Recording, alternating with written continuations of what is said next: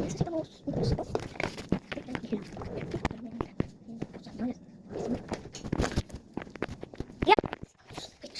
O puede ser cualquier marca. Yo creo que vamos a utilizar este acá. Es medio.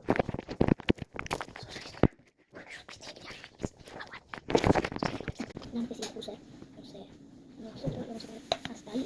Ahora hay que limpiarle. Ahora que no es agua.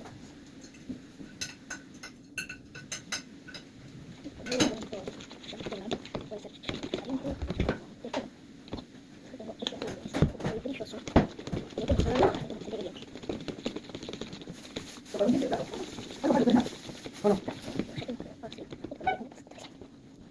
La cuchara tiene que ser.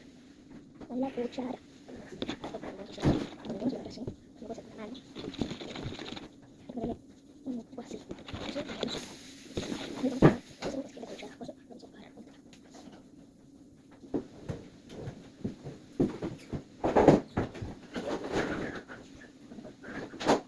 Esta no sé si la tenemos. Creo que sí. No me da otra.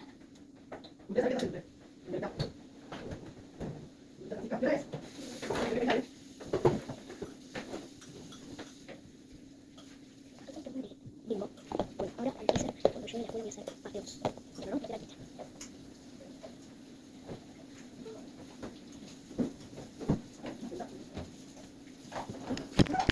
Perfecto, bien. Cuando llegue la escuela.